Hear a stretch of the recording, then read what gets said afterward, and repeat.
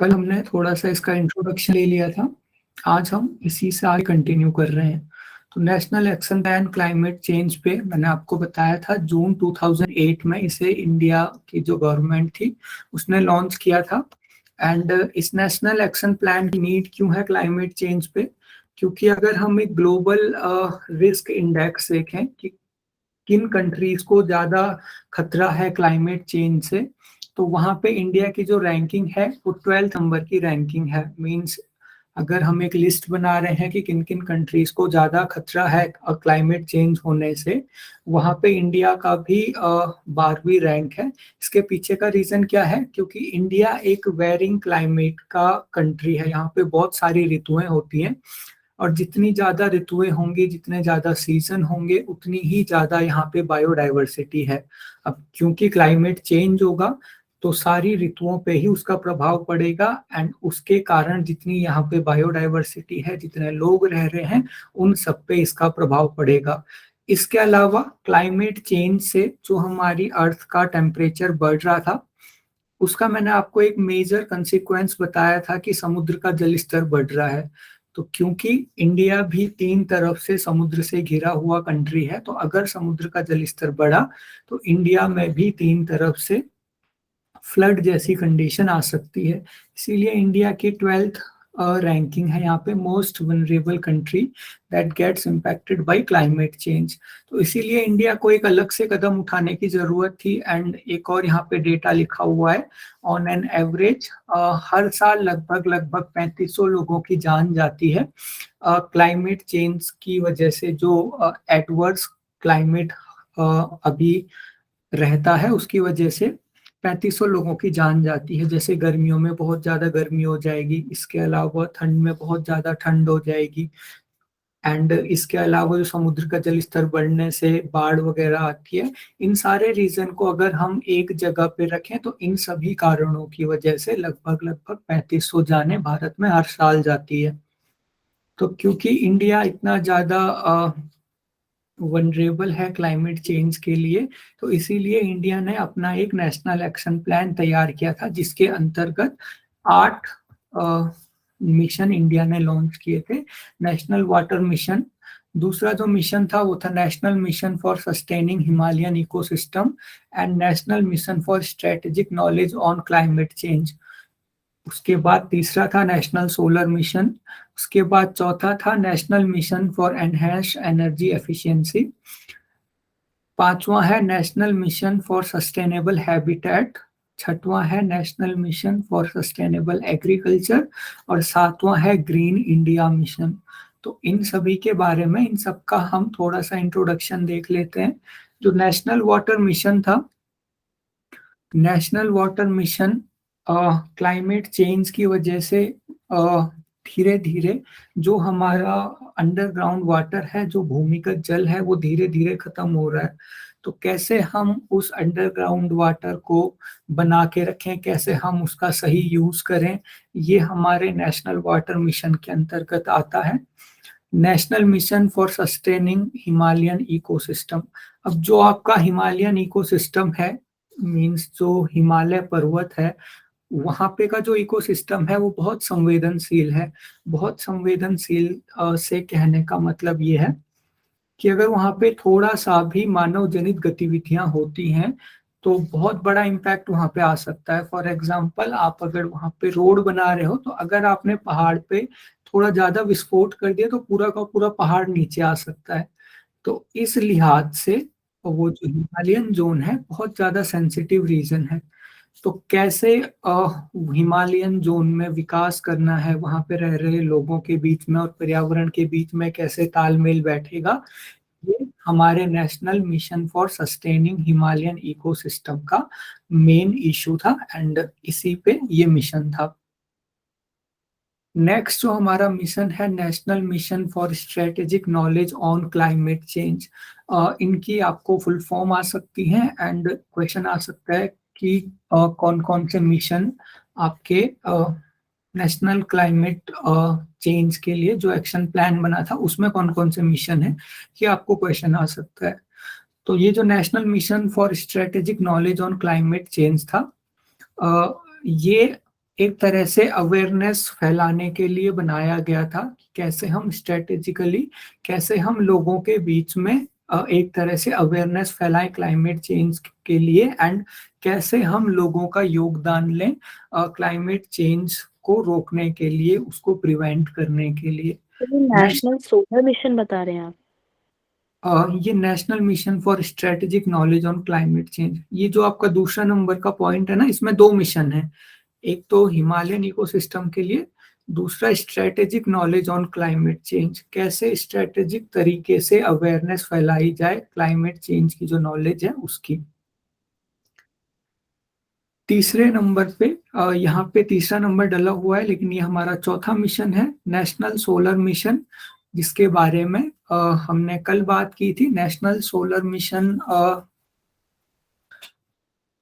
कैसे हम सोलर, जो आपका सोलर एनर्जी है, कैसे हम उसका यूज बढ़ाएं, एंड कैसे हम ग्रीन हाउस गैसेस जो कि आपकी फॉसिल फ्यूल से रिलीज हो रही है, कैसे हम उनको, उनका जो एमिशन है उसको मिनिमम करें।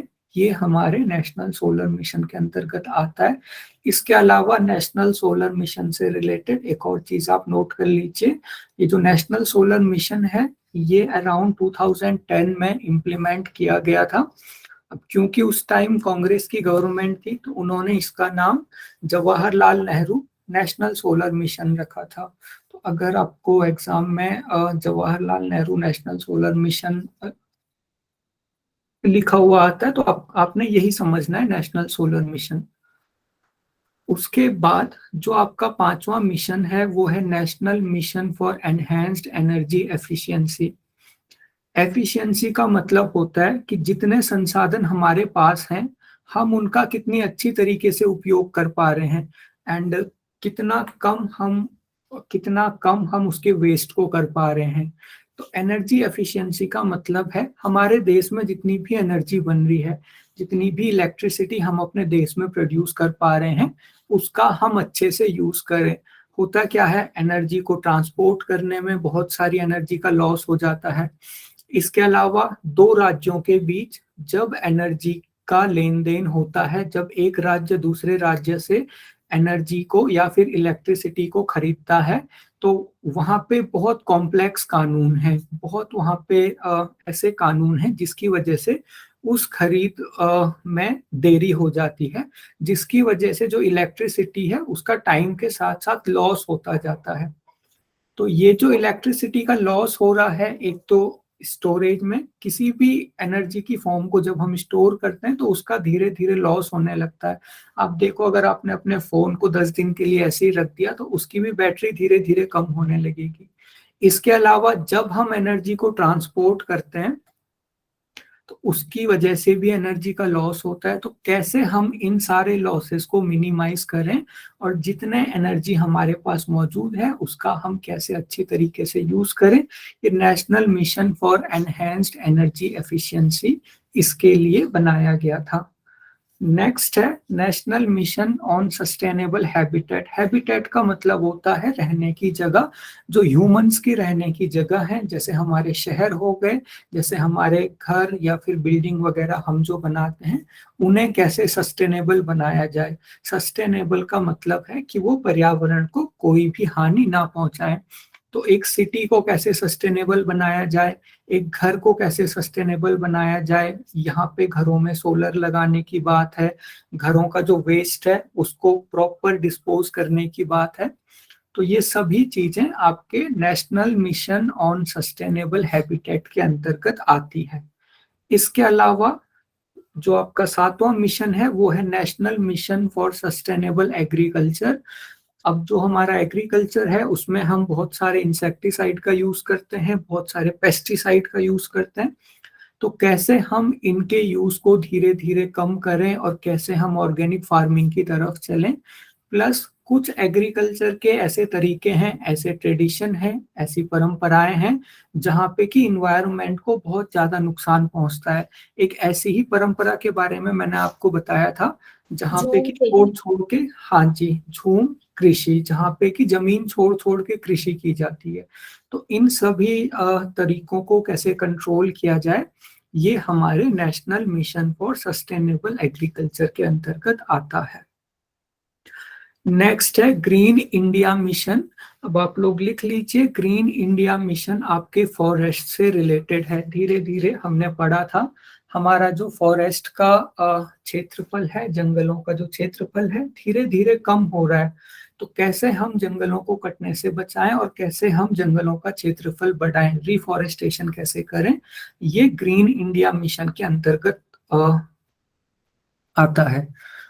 तो सारे के सारे 8 जो मिशन हैं ये बहुत इंपॉर्टेंट है, इनके नाम आपको याद होने चाहिए, इनकी फुल फॉर्म आपको याद होनी चाहिए, एंड आगे कब कब ये लागू हुए थे ये भी आपको याद रहे तो अच्छा है।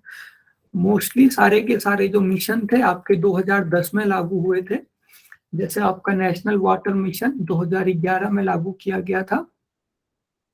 उसके अलावा ये जो आपका NMSHE है, सस्टेनिंग हिमालयन इकोसिस्टम वाला, ये भी 2010 में लागू हुआ था।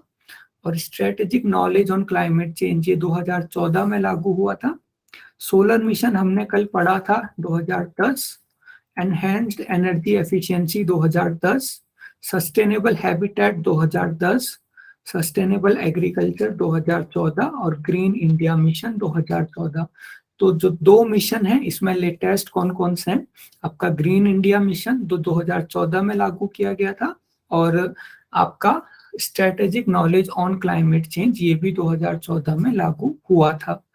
बाकी मेन मोस्टली आपके सारे के सारे 2010 में लागू हुए थे, और 2 मिशन 2012 में, और इसके अलावा एक मिशन 2012 में और एक मिशन 2011 में लागू हुआ था।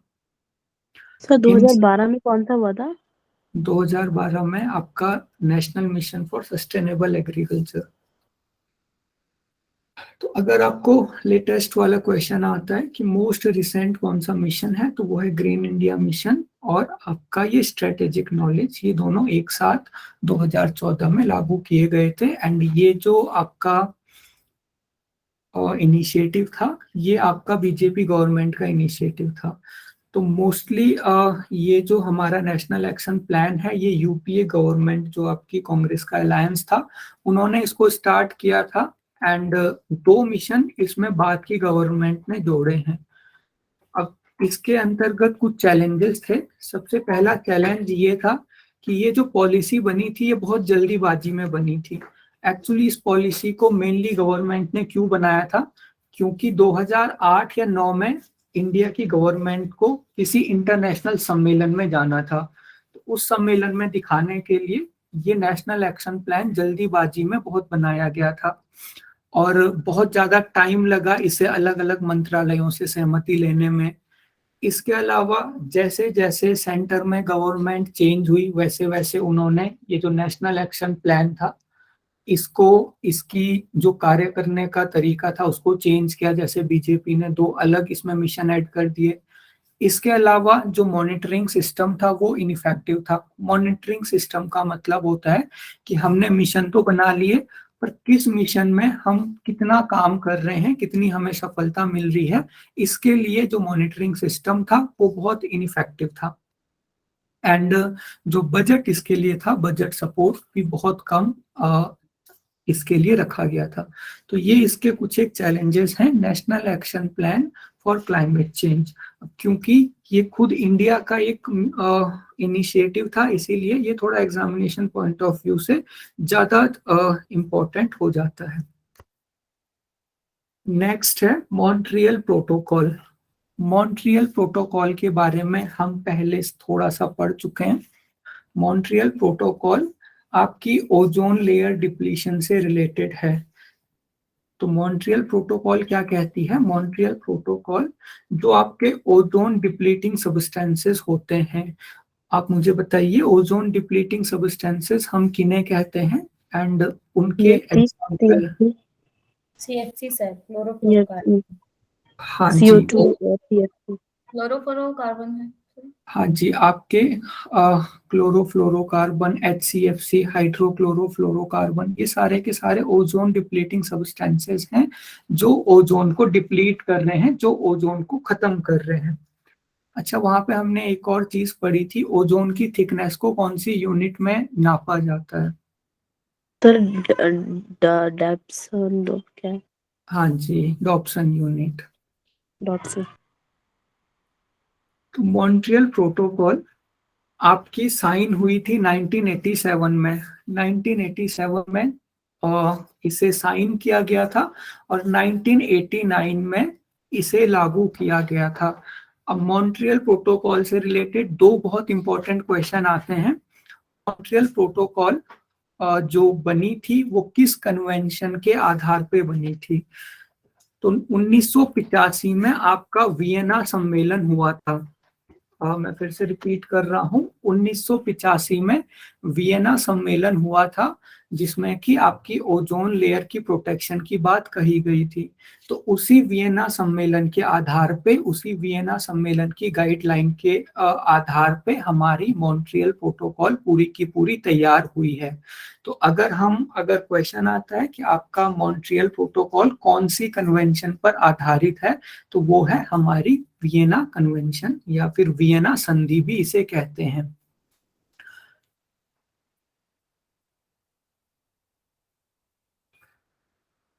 तो 1985 में हमारी वियना संधि हुई, जहां पे कि ये मीटिंग हुई थी कि ओजोन बहुत ज्यादा खत्म हो रही है, हमें उसके लिए कोई कदम उठाना है। तो उसके लिए 1987 में मॉन्ट्रियल प्रोटोकॉल को साइन किया गया और 1989 जनवरी 1989 से इसे पूरी तरह से लागू कर दिया गया। तो ये जो मॉन्ट्रियल प्रोटोकॉल है, इसमें जो आपके ओडीएस हैं, ओडीएस का मतलब ओजोन डिप्लीटिंग सब्सटेंसेस, जो ऐसे तत्व हैं जो ओजोन को नुकसान पहुंचा रहे हैं, उनको धीरे धीरे कम करना, उनके कंजम्पशन को यानी कि उनके उपयोग को धीरे धीरे कम करना, ये मॉन्ट्रियल प्रोटोकॉल का एक लक्ष्य था। इसके अलावा इसमें टाइम बाउंड मैनर का यूज किया गया। टाइम बाउंड मैनर होता है कि इतने टाइम में हम इतने प्रतिशत कम कर देंगे, उसके बाद अगले टाइम पीरियड में हम इतना प्रतिशत कम कर लेंगे। एंड ये जो हमारा मॉन्ट्रियल प्रोटोकॉल था, इसमें डेवलपिंग कंट्रीज यानी कि जो अभी विकासशील देश हैं, जैसे हमारा भारत हो गया, इसके अलावा हमारे पड़ोसी देश हो गए, सारे के सारे विकासशील देश हैं, और कुछ विकसित देश हैं जैसे कि अमेरिका हो गया, रशिया हो गया। इनके लिए अलग अलग टाइम टेबल बनाया गया था। ओजोन लेयर को जो भी तत्व प्रभावित कर रहे हैं, उनके कंजम्पशन को रोकने के लिए अलग अलग टाइम टेबल दिया था। अलग अलग टाइम क्यों दिया था? क्योंकि इंडिया अभी एक विकासशील देश है। इंडिया के पास बहुत ज्यादा बजट नहीं है कि इंडिया एक ही बार में सारी की सारी प्रोसेस को चेंज कर दे।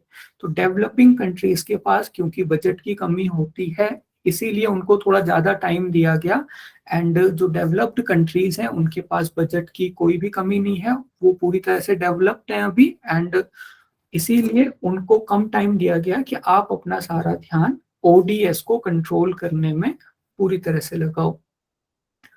इसके अलावा जो ओडीएस हैं, उनके लिए कुछ ग्रुप बनाए गए थे। यहाँ पे हमारे पास 5 ग्रुप हैं। तो 5 ग्रुप में जो ओडीएस हैं उनको रखा गया। सबसे जो पहला ग्रुप है वो है CFC, क्लोरोफ्लोरोकार्बन। उसके बाद दूसरे ग्रुप में कुछ हेलोजिनेटेड क्लोरोफ्लोरोकार्बन होते हैं। हेलोजिनेटेड मीन्स यहाँ पे क्लोरीन के साथ साथ ब्रोमीन भी आ जाता है, इसके अलावा और भी हेलोजन वगैरह आ जाते हैं। And carbon tetrachloride, methyl chloroform, ये सारे आपके ग्रुप बी में आ गए। ग्रुप सी में आपका आ जाता है हाइड्रोक्लोरोफ्लोरोकार्बन। ग्रुप ई में आपका methyl bromide, and group F में हाइड्रोफ्लोरोकार्बन। ये सारे के सारे 5 ग्रुप में हम ओजोन डिप्लीटिंग सब्सटेंसेस को हम जो प्रोटोकॉल थी उसने इस तरीके से इनको क्लासिफाई किया था। तो वैसे इतना डीप कभी क्वेश्चन नहीं आता, लेकिन फिर भी एक बार आप इसे देख सकते हो। सर ओडीएस क्या बताया आपने? ओजोन डिप्लीटिंग सब्सटेंसेस, ऐसे सब्सटेंसेस जो ओजोन को क्षति पहुंचा रहे हैं। तो उन सब्सटेंसेस को 6 ग्रुप में क्लासिफाई किया गया, जिन 6 का आपको यहाँ पे डिस्क्रिप्शन लिखा हुआ है। नेक्स्ट यहाँ पे एक और चीज आती है, वो है मल्टीलेटरल फंड। मल्टीलेटरल फंड भी मॉन्ट्रियल प्रोटोकॉल में रखा गया था। 1991 में इसको ऐड किया गया। जैसे मैंने आपको बताया कि जो डेवलपिंग कंट्रीज है उनके पास फंड उतना नहीं होता है कि वो इन्वायरमेंट के लिए काम कर सके बहुत ज्यादा। उनके देश में वैसे ही गरीबी होती है, भुखमरी होती है, और भी बहुत सारी चीजें हैं जिनके लिए उनको फंड की जरूरत है। तो वो एकदम से बहुत ज्यादा फंड इन्वायरमेंट की प्रोटेक्शन में नहीं लगा सकते। तो इसीलिए डेवलपिंग कंट्रीज की हेल्प करने के लिए एक फंड बनाया गया था जिसे मल्टीलेटरल फंड हम यहाँ पे कहते हैं। तो सर इसमें क्या मतलब उन लोगों को, ऐसी कंट्रीज को कुछ हाँ फंड्स मिलते थे, पैसे मिलते थे? हाँ जी, उन लोगों को मॉन्ट्रियल प्रोटोकॉल के अंतर्गत पैसे मिलते थे ओजोन डिप्लीटिंग सब्सटेंसेस को धीरे धीरे हटाने के लिए। जैसे वर्ल्ड बैंक से पैसे मिल जाएंगे, यूनाइटेड नेशन से पैसे मिल जाएंगे, इस तरीके से डेवलपिंग कंट्रीज को पैसे मिलते थे। ओके, एक और क्वेश्चन यहाँ पे बहुत इंपॉर्टेंट है, वो है हमारा किगाली एक अमेंडमेंट।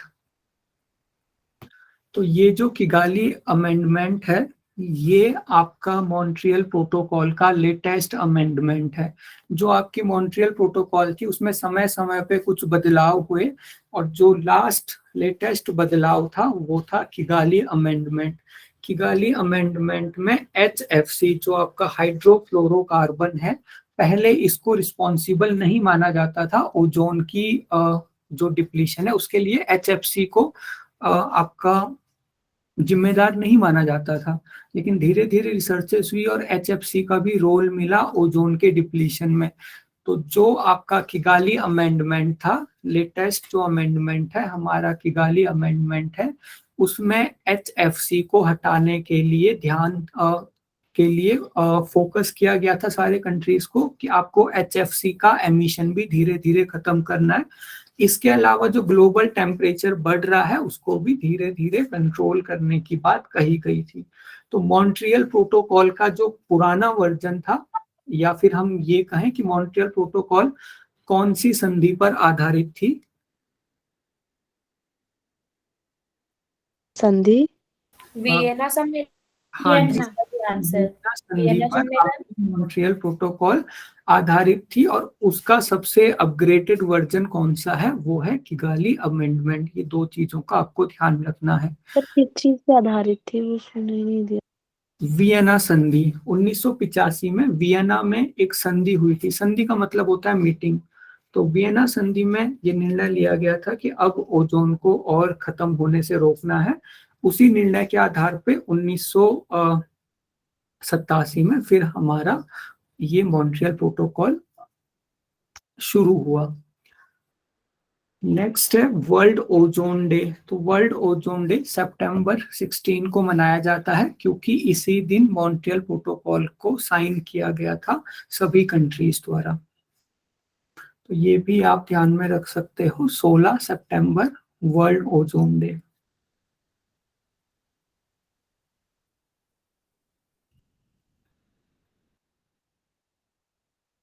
नेक्स्ट एक और यहाँ पे इम्पोर्टेंट समिट है हमारे सिलेबस में, वो है रियो अर्थ समिट 1992। रियो अर्थ समिट 1992 एक बार हम पहले भी पढ़ चुके हैं। किस टॉपिक में हमने ये समिट पढ़ी थी, आप लोगों को याद है? वो रियो डी जेनेरियो करके कुछ। हाँ जी, वही रियो डी जेनेरियो। वो किस? मिलेनियम। हाँ जी, बायोडायवर्सिटी। मिलेनियम वाला। हमने ये सब बायोडायवर्सिटी के लिए था। हाँ जी, बायोडायवर्सिटी के संरक्षण में हमने रियो अर्थ समिट पढ़ी थी। तो रियो डी जेनेरियो में जो अर्थ समिट हुई थी उसका पूरा नाम क्या था? ये था United nation conference on environment and development. तो UNCED, ये भी आपको ध्यान में रखना है, क्योंकि ऐसे ही सरफेस लेवल के क्वेश्चन बनते हैं, बहुत डीप क्वेश्चन नहीं बनते हैं। United nation conference on environment and development, मतलब ये यूनाइटेड नेशन की एक कॉन्फ्रेंस थी। कॉन्फ्रेंस आप लोगों को पता है, बहुत सारे अगर सदस्य किसी एक चर्चा में भाग लेते हैं तो उसे हम कॉन्फ्रेंस कहते हैं। आपने बाकी रिसर्च में इसके बारे में डिटेल में पढ़ा होगा, कॉन्फ्रेंस क्या होता है, सेमिनार क्या होता है। तो ये यूनाइटेड नेशन की कॉन्फ्रेंस थी इन्वायरमेंट और डेवलपमेंट पर। तो इसका नाम, पूरा नाम था UNCED। अब क्योंकि ये रियो डी जेनेरियो ब्राजील में हुई थी, इसीलिए इसे हम रियो समिट कहते हैं। और इसमें पूरी धरती के ऊपर फोकस था, इसीलिए हम इसे अर्थ समिट भी कहते हैं। एंड इको 92 करके भी इसे डिनोट किया जाता है। इको 92, इको ये एक पोर्टुगीज वर्ड है जो कि इन्वायरमेंट के लिए है, और 92 क्योंकि ये 1992 में हुई थी, इसलिए इसको इको 92 भी कहते हैं। और ये समिट हमारी चली थी 3 से 16 जून, एंड 172 गवर्नमेंट्स ने इसमें पार्टिसिपेट किया था। तो आपको ध्यान बस इतना रखना है कि 172 गवर्नमेंट ने इसमें पार्टिसिपेट किया था, बाकी 116 गवर्नमेंट ने अपने राष्ट्रपति या फिर प्रधानमंत्री को भेजा था, मींस हेड ऑफ स्टेट को भेजा था। बाकी लोगों ने छोटे ऑफिसर्स वगैरह को भेजा होगा, लेकिन ध्यान आपको यही रखना है 172 गवर्नमेंट ने इसमें पार्टिसिपेट किया था। तो रियो समिट के अंदर 3 चीजें हमने पढ़नी है। और रियो जो समिट थी, जो अर्थ रियो समिट थी, उसमें 3 चीजों पे फोकस किया गया था। पहला था Rio declaration on environment and development, दूसरा था एजेंडा 21, तीसरा था फॉरेस्ट प्रिंसिपल। तो सबसे पहले हम बात करते हैं Rio declaration on environment and development. ये आपकी रियो समिट का सबसे पहला टॉपिक था, सबसे पहला फोकस इसी के ऊपर था। एक डॉक्यूमेंट निकाला गया रियो डिक्लेरेशन नाम से, जिसमें कि 27 प्रिंसिपल थे, एंड इसी डॉक्यूमेंट का नाम है Rio declaration on environment and development. ये जो डॉक्यूमेंट निकाला गया, इसमें 27 प्रिंसिपल यानी कि 27 सिद्धांत थे, जो कि अलग अलग देशों को गाइड करते थे सस्टेनेबल डेवलपमेंट के लिए, कि आपको कैसे ऐसे विकास करना है जिसमें कि पर्यावरण को कोई नुकसान ना हो। उसके बाद दूसरा था एजेंडा 21।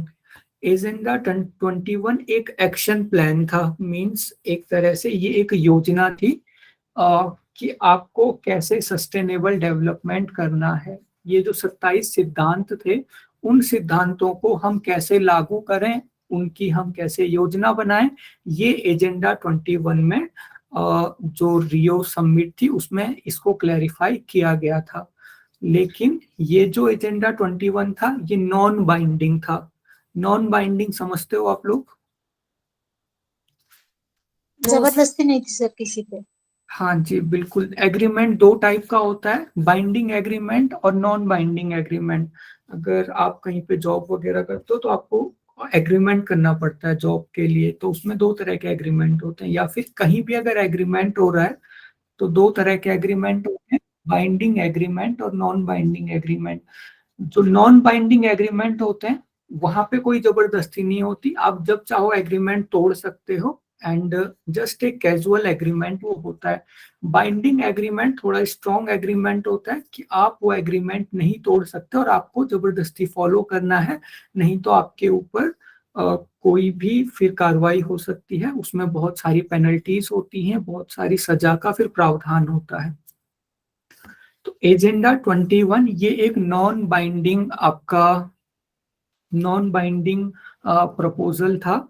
और इसमें 21 क्यों लिखा है? इसमें 21 इसलिए लिखा है कि ये एजेंडा हमें गाइड करता है कि 21वीं सदी में हम कैसे विकास करें ताकि पर्यावरण को हानि ना हो। तीसरा है आपका फॉरेस्ट। जो फर्स्ट वाला है वो बाइंडिंग है। जो आपका रियो डिक्लेरेशन है ये बाइंडिंग एग्रीमेंट था,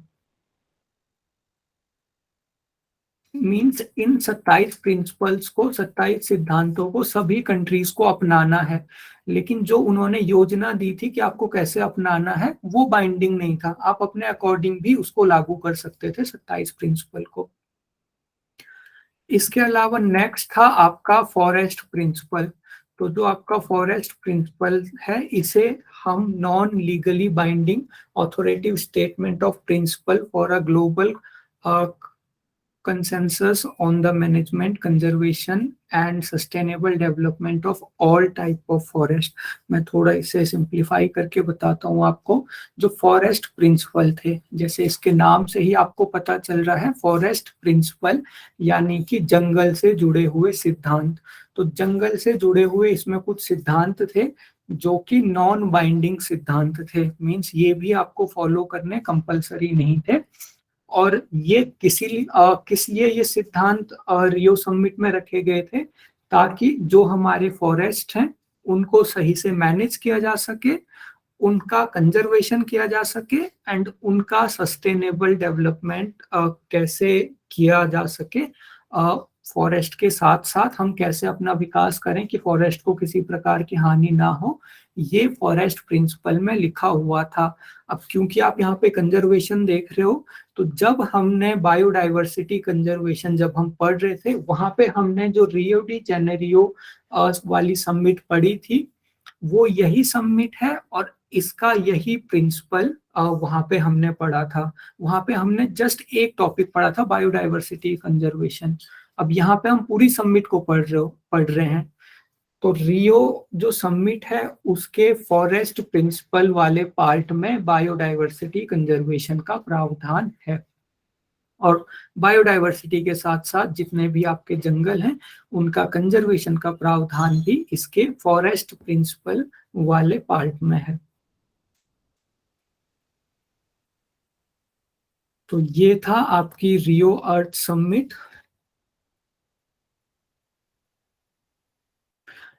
यहाँ पे मोस्टली आपके जो क्वेश्चन रहेंगे इसकी डेट से रहेगी, कब ये हुई थी, आपको इसकी डेट भी याद रहेगी तो ज्यादा सही रहेगा। 3 से 14 जून 1992 172 गवर्नमेंट ने इसमें पार्टिसिपेट किया था।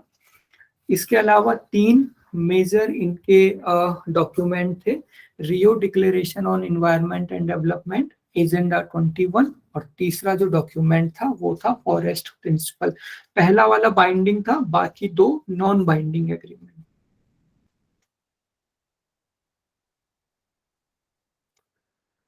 नेक्स्ट है आपका क्योटो प्रोटोकॉल। क्योटो प्रोटोकॉल भी एक तरह का इंटरनेशनल ट्रीटी थी। इंटरनेशनल ट्रीटी यानी कि अंतरराष्ट्रीय सम्मेलन टाइप से, जिसमें कि कुछ नियम बनाए जाते हैं। अब ये भी आपको ध्यान रखना है, 1992 में आपका United nation framework convention on climate change, convention का मतलब भी एक तरह से सम्मेलन ही होता है। अब थोड़ा सा इस बात को आप समझिए, 1992 में आपका एक सम्मेलन हुआ था, यूनाइटेड नेशन का सम्मेलन हुआ था क्लाइमेट चेंज के ऊपर। वो जो सम्मेलन हुआ था उसी सम्मेलन का एक विकसित रूप है हमारा क्योटो प्रोटोकॉल, एंड उसी सम्मेलन का एक और विकसित रूप हमारे पास है, वो है पेरिस एग्रीमेंट। तो ये चीज आपको ध्यान रखनी है अगर आपको क्वेश्चन आता है कि पेरिस एग्रीमेंट और दूसरा है आपका क्योटो प्रोटोकॉल, ये किस सम्मेलन के ऊपर आधारित थे, वो है आपका 1992 का United nation framework convention on climate change. तो ये जो 1992 का आपका सम्मेलन है, United nation framework convention on climate change, इसमें जितने भी आपके स्टेट पार्टीज हैं, यानी कि आपकी जितनी भी देशों की गवर्नमेंट है, उनको निर्देशित किया गया था कि आपको ग्रीन हाउस गैसेस का जो एमिशन है वो कम करना है। क्योंकि अब हम सभी को पता है कि क्लाइमेट चेंज का मेजर जो रीजन है वो है ग्लोबल वार्मिंग। ग्लोबल वार्मिंग का मेजर रीजन है ग्रीन हाउस इफेक्ट, और ग्रीन हाउस इफेक्ट की मेजर गैस है आपकी कार्बन डाइऑक्साइड। तो जो United nation framework convention on climate change था, उसमें सभी देशों को ये निर्देशित किया गया था कि आपको ग्रीन हाउस गैस का जो एमिशन है उसको कम करना है। एंड इसके अलावा इसी चीज को क्योटो प्रोटोकॉल में भी शामिल किया गया। तो जो आपका क्योटो प्रोटोकॉल है उसे हम क्योटो प्रोटोकॉल क्यों कहते हैं? क्योंकि इसको अडॉप्ट किया गया था क्योटो में। क्योटो आपकी एक सिटी है जो कि जापान में है, एंड इसे यहीं पे अडॉप्ट किया गया, मींस इसे यहीं पे अपनाया गया। 11 दिसंबर 1997 को इसे अपनाया गया और उसके बाद 16 फरवरी 2005 को ये पूरी तरह से लागू कर दिया गया। अब ये जो क्योटो प्रोटोकॉल है ये पूरी तरह से बाइंडिंग प्रोटोकॉल है कि आपको इसका पालन करना ही करना है। अब यहाँ पे उस टाइम 192 पार्टी थी, एंड 2000 दिसंबर 2012 में जो आपका कनाडा है उसने इससे अपना नाम वापस ले लिया था। तो इनिशियली इसमें 192 पार्टीज थी, यानी कि 192 देशों ने इसको साइन किया था, लेकिन दिसंबर 2012 में कनाडा ने इससे अपना नाम वापस ले लिया था। तो यही चीज का आपको ध्यान रखना है कब इसे लागू। सर ये जब ये बाइंडेड था तो फिर ऐसे कैसे कोई कंट्री आपको पीछे दे सकती है? क्योंकि जितने भी प्रोटोकॉल होते हैं उसमें वो बाइंडिंग तब तक ही है जब तक आपने उस पर साइन किया हुआ है। और बेसिकली उस पर साइन करना इसलिए जरूरी होता है क्योंकि यूनाइटेड नेशन का एक प्रेशर होता है। लेकिन अगर कोई प्रोटोकॉल किसी देश के लिए बहुत ज्यादा ही अगर हार्मफुल है, जैसे कि कनाडा को बहुत ज्यादा फंड देना पड़ रहा था क्योंकि वो एक विकसित देश है इस प्रोटोकॉल के अंतर्गत, तो इसीलिए कनाडा ने अपना नाम वापस ले लिया। तो जब कोई कंट्री अपना नाम वापस लेती है तब तो उसके लिए ये एक बाइंडिंग एग्रीमेंट नहीं रह जाता, लेकिन फिर उसे बहुत सारे दूसरे देशों का एक विरोध सहना पड़ता है, यूनाइटेड नेशन का विरोध सहना पड़ता है। तो नाम वापस आप ले सकते हो, लेकिन जब तक आपका नाम वहां पे है तब तक आपको वो एग्रीमेंट फॉलो करना ही करना है। अभी जैसे हम तो आगे सर बाद में फिर हाँ 191 हो गई थी कंट्रीज, 191 कंट्रीज हो गई थी। हाँ जी, 191 कंट्रीज हुई। एंड इसके अलावा जो हमारा पेरिस आगे हम पेरिस एग्रीमेंट पढ़ेंगे। सर आप तो ये कह रहे हो कि जैसे एग्रीमेंट बन जाता है तो फिर वो अपना नाम वो नहीं ले सकता, वो वापस नहीं जा सकता, कहने का मतलब था ना। एक तो आपने बोला था डिपेंडेंट, मतलब एक परमानेंट होता है, एक वैसे होता है, तो फिर ये कनाडा ने अपने नाम कैसे वापस ले लिया? ठीक है, मैं एक बार फिर से एक्सप्लेन करता हूँ। जब तक आपके साइन वहां पे हैं, जब तक आपने अपना नाम वहां पे दिया हुआ है, तब तक ही वो आपके लिए एक बाइंडिंग एग्रीमेंट है। इंटरनेशनल प्रोटोकॉल ऐसे काम करते हैं कि जब तक आपका नाम वहां पे है तब तक आपको उनकी बातें माननी है, लेकिन वो आपको डायरेक्ट बाध्य नहीं करते किसी भी प्रोटोकॉल में साइन करने के लिए। पर देश फिर भी क्यों वहां पे जाते हैं साइन करने? क्योंकि यूनाइटेड नेशन का एक ऊपर से प्रेशर रहता है, अलग अलग देशों का प्रेशर रहता है। जैसे कि अगर कोई बहुत अच्छा काम कर रहे हैं एंड कोई किसी देश ने उसके ऊपर साइन नहीं किया, तो बाकी सारे के सारे देश उसके विरोध में खड़े हो जाएंगे। ये थोड़ी सी जियोपॉलिटिक्स है, मींस एक तरह से। इसको ऐसे जैसे कि एटम बम पर जब सिग्नेचर करवाया जा रहा था यूनाइटेड नेशन में, और अमेरिका चाह रहा था कि भारत सिग्नेचर करे इंडिया, बट यहाँ से नहीं किया गया था सिग्नेचर। हाँ तो जी, ये उस चीज सिचुएशन में आ सकती है ना। हमें फिर उस टाइम पे अमेरिका का बहुत ज्यादा बैकलैश या फिर विरोध झेलना पड़ा था। तो जैसे कनाडा ने अपना नाम वापस लिया तो उसकी वजह से कनाडा को भी बहुत विरोध झेलना पड़ा, लेकिन नाम आप वापस ले सकते हो। आपको तभी तक वो बाइंडिंग एग्रीमेंट है। बाइंडिंग एग्रीमेंट मतलब जब तक आपका नाम वहां पे है तब तक वो लोग आपको जो भी बोल रहे हैं तब तक वही करना है। समझ गए सर, ओके। इसके अलावा जो आपकी क्योटो प्रोटोकॉल है 16 फरवरी 2005 को इसे पूरी तरह से लागू किया गया था। एंड ये भी हमने देख लिया कि United nation framework convention on climate change के ही बेसिस पे क्योटो प्रोटोकॉल को लागू किया गया था। एंड मेजर कौन कौन सी ग्रीन हाउस गैसेस, इसमें किन किन ग्रीन हाउस गैसेस पे ध्यान दिया गया, वो थी आपकी कार्बन डाइऑक्साइड, आपकी methane, nitrous oxide, hydrofluorocarbons HFC। Hydrofluorocarbon से रिलेटेड अभी हमने किगाली एग्रीमेंट भी पढ़ा था, वो आपको ध्यान रखना है। परफ्लोरोकार्बन्स PFC और सल्फर हेक्साफ्लोराइड, ये सारी की सारी जो गैसेस हैं इनको एड्रेस किया गया था क्योटो प्रोटोकॉल में। उसके बाद आपका पेरिस एग्रीमेंट, इसे हम COP21 भी कहते हैं। COP21 क्यों कहते हैं ये अभी हम आगे देखेंगे।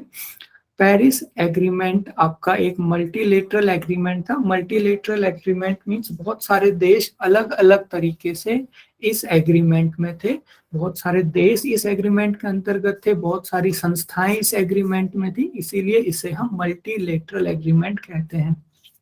तो ये जो आपका पेरिस एग्रीमेंट था ये भी United nation framework convention on climate change के अंतर्गत था। तो दो एग्रीमेंट आपके हो गए, सॉरी एक पेरिस एग्रीमेंट आपका हो गया, दूसरा आपका क्योटो प्रोटोकॉल हो गया। तो इन दो चीजों का आपको ध्यान रखना है।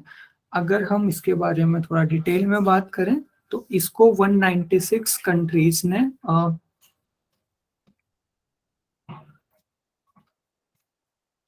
196 कंट्री ने अपनाया था, 196 कंट्रीज द्वारा ये अडॉप्टेड था। और ये भी एक बाइंडिंग इंटरनेशनल ट्रीटी थी कि जब तक आपके साइन वहां पे हैं तब तक आपको इसे फॉलो करना है। तो इसका जो मेन गोल था वो था लॉन्ग टर्म में टेम्परेचर को कंट्रोल करना। जैसे मैंने आपको बताया था धीरे धीरे धरती का तापमान बढ़ रहा है, तो उस तापमान को बढ़ने से रोकना, ये पेरिस क्लाइमेट जो आपका पेरिस का जो एग्रीमेंट था उसका मेन गोल था टेम्परेचर को कंट्रोल करना। एंड इसमें भी क्योटो प्रोटोकॉल की तरह आपके ग्रीन हाउस गैस के एमिशन को रोकने की बात कही गई थी।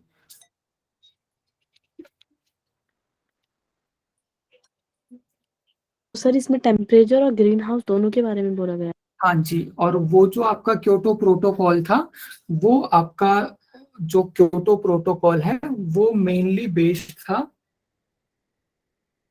आपके ग्रीन हाउस गैसेस के ऊपर। इसके अलावा इनका जो मेन गोल था वो था कि जो हमारा टेम्परेचर बढ़ रहा है उस टेम्परेचर को 2 डिग्री सेल्सियस से ज्यादा ना बढ़ने देना, और मेन जो लिमिट थी वो थी 1.5 डिग्री सेल्सियस तक रोकने की कोशिश करना। मींस ज्यादा से ज्यादा आपका जो टेम्परेचर है वो 2 डिग्री सेल्सियस तक ही बढ़ना चाहिए, और कोशिश आपको ये करनी है कि 1.5 डिग्री सेल्सियस तक ही जो टेम्परेचर में राइज हो रहा है इतना ही बना रहे।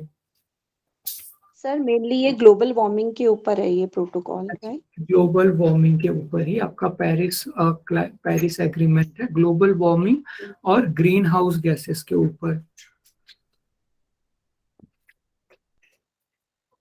आपका जो पेरिस एग्रीमेंट है 22 अप्रैल 2016 को साइन किया गया। 195 कंट्रीज ने इसे साइन किया। अब यहाँ पे दो चीजें हैं, यहाँ पे हमने पढ़ा था 196 कंट्रीज ने इसे अडॉप्ट किया था। पहले किसी भी एग्रीमेंट को अडॉप्ट करना पड़ता है कि हाँ हमारी सहमति है, उसके बाद उस पर साइन होता है। तो 196 कंट्रीज ने इसे अडॉप्ट किया था, फिर 195 कंट्रीज ने इस पे साइन किया था। उसमें भी जो यूनाइटेड स्टेट के प्रेसिडेंट थे उस टाइम के जो प्रेसिडेंट थे डोनाल्ड ट्रंप, उन्होंने इससे नाम वापस लेने की बात कही थी, और लेकिन फिर से अमेरिका में गवर्नमेंट चेंज हुई और उन्होंने फिर से अपने नाम इसमें डाल दिया।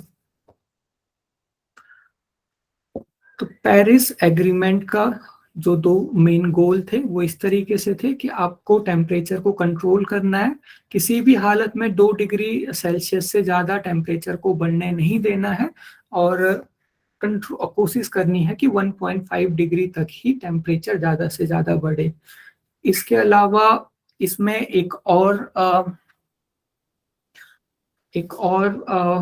चीज इसमें आती है, वो ये है कि जो डेवलप्ड कंट्रीज हैं वो डेवलपिंग कंट्रीज को फाइनेंशियली सपोर्ट करेंगी इस गोल को अचीव करने के लिए। तो ये भी हमारे पेरिस एग्रीमेंट का एक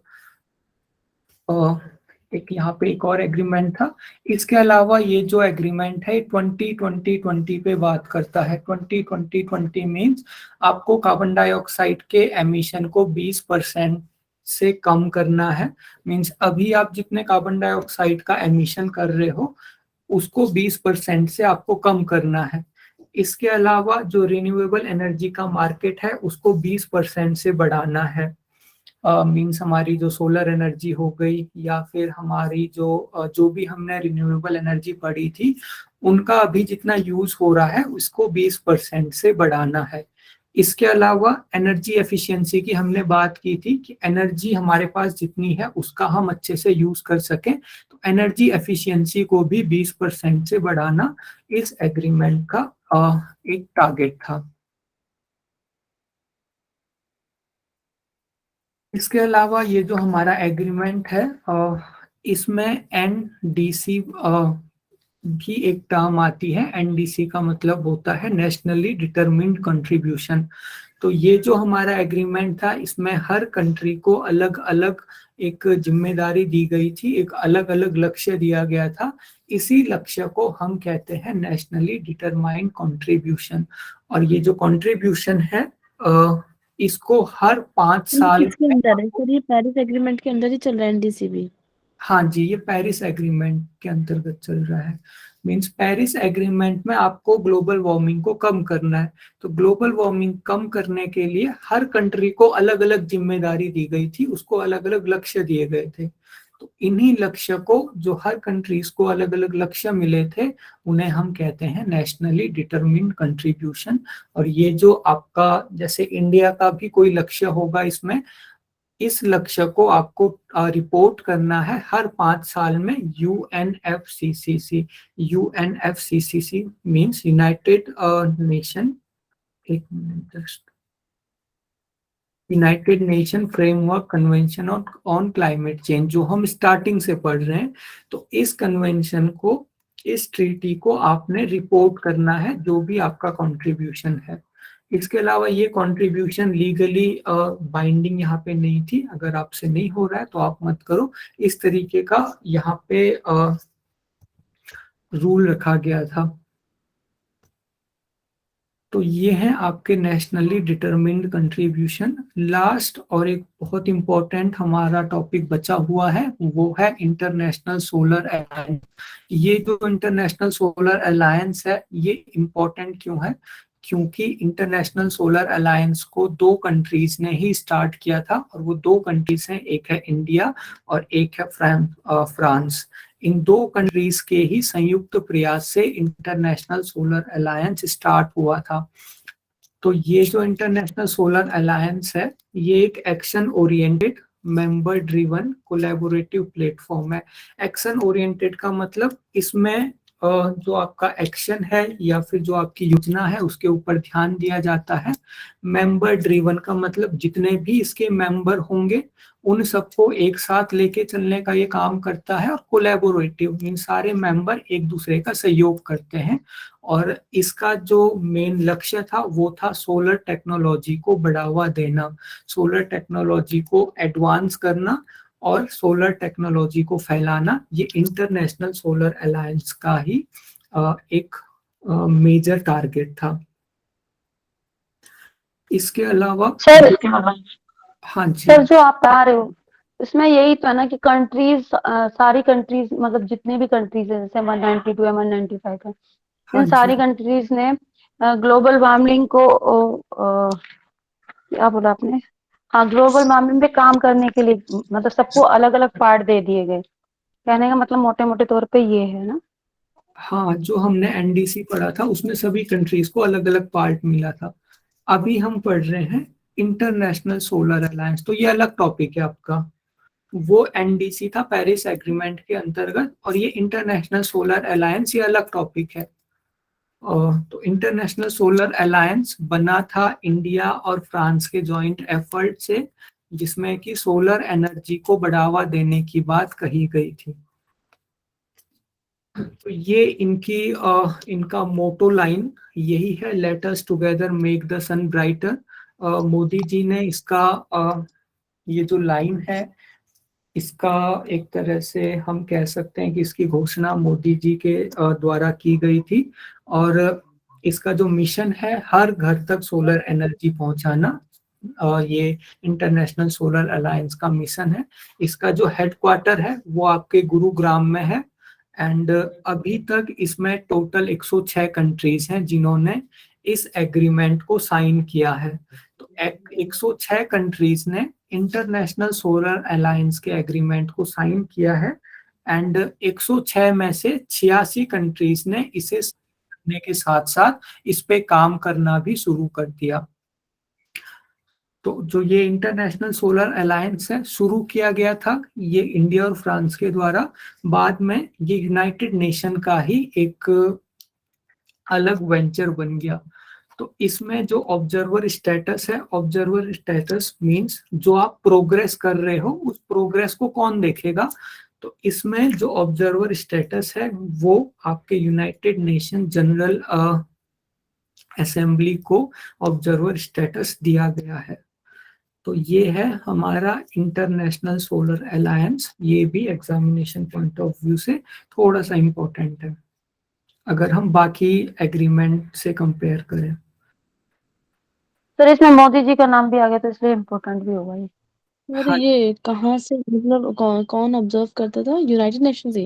यूनाइटेड नेशन जनरल असेंबली इसको ऑब्जर्व करती थी कि कितना प्रोग्रेस इसमें की जा रही है।